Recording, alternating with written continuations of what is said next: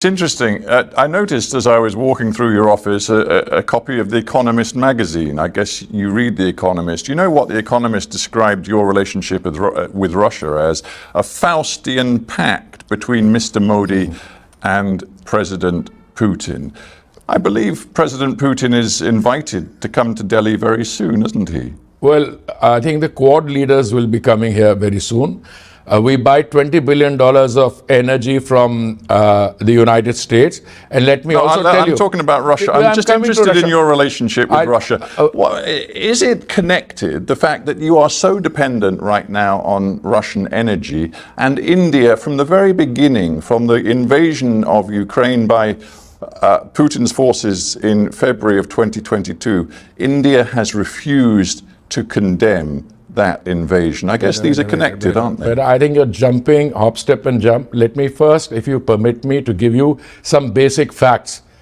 We were told to buy Russian oil, because if we hadn't bought Russian oil and we had started buying our quantities of 5 million barrels a day, which we were buying, if Russian 13 million barrel goes off, that would have been bought from the Middle East. You've made that price, point. The price would have gone up to $200 a barrel. And who would have? You would have more inflation in Europe than you currently have. Minister, you've talked about the price pressures. I'm now into geopolitics. It's interesting. You're a former very senior diplomat in the Indian Foreign Service. You understand the way geopolitics works.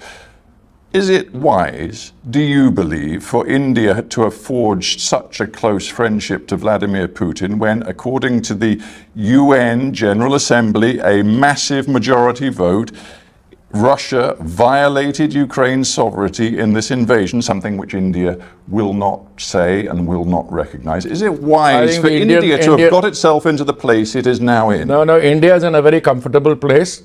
And other than commentators in parts of the world which have, as I said, a limited understanding of the situation, India is in a comfortable position all over.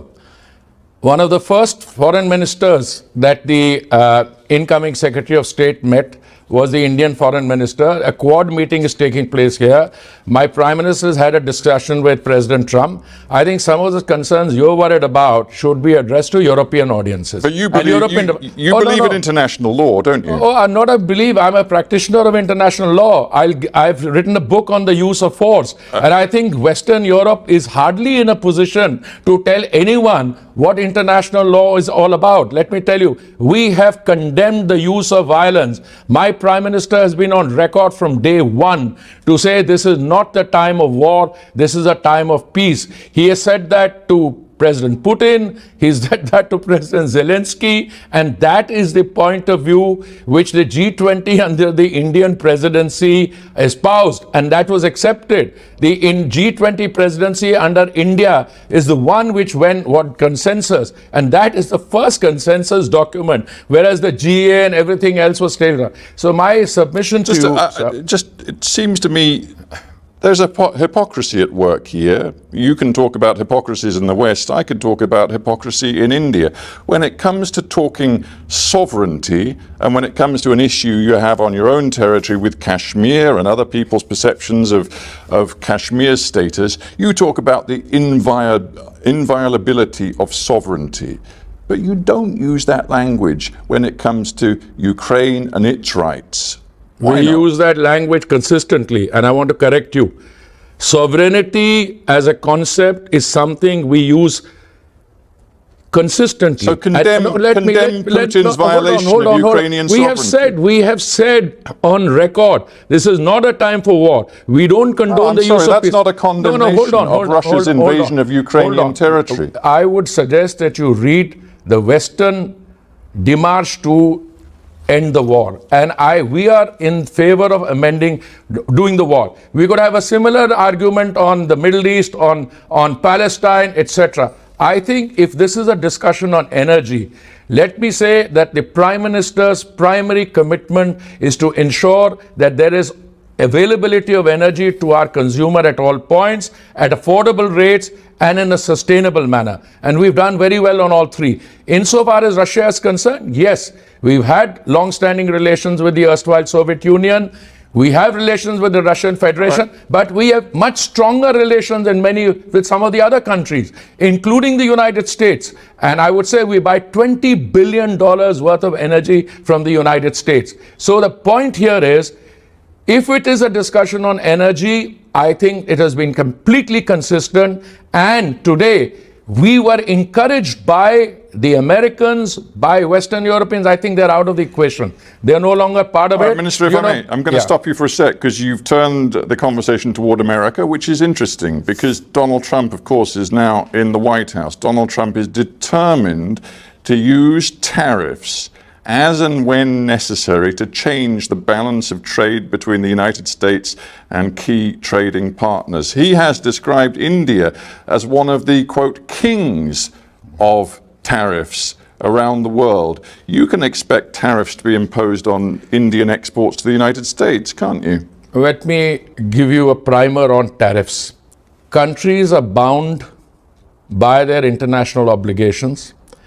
What makes me very happy about what President Trump is saying, and I'll come to tariffs in a minute, he has called for more energy being made available in the world, for the other producers to lower the energy prices. If that happens, the global economy picks up, there's more trade, there's more economic activity, interest rates come down, etc. Insofar as tariffs are concerned, please read carefully what he's saying on energy.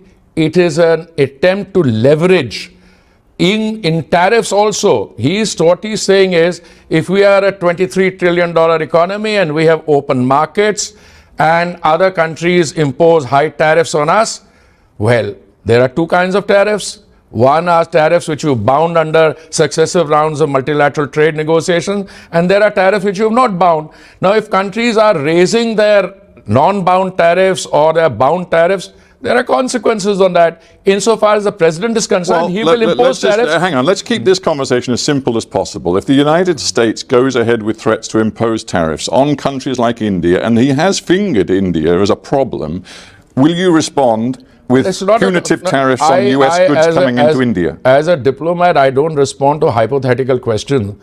India is a $4 trillion economy, and India will safeguard its interests, whether it does through negotiation to avoid the tariffs or it does through retaliation. It's not for me as the energy minister to speak on. Whether you should have a conversation on that to whoever is designated to exercise that authority. Here's another issue you have, and as Minister for Petroleum and Natural Gas, you have to consider it very carefully. How does India square its commitment to massively grow the economy and therefore to use much more energy, fossil fuel energy, over the coming years, and at the same time meet its commitments, admittedly in India's case, long-term commitments to decarbonisation? How are you going to do it? India is the one country I am aware of which has met its Paris commitments, point one. India is the one country where the sustainability transition is better than elsewhere. From 2014 to today, we've got 20% biofuel blending, we've got a massive green hydrogen program, and we are today moving in a situation where on all fronts, the decarbonization debate is succeeding.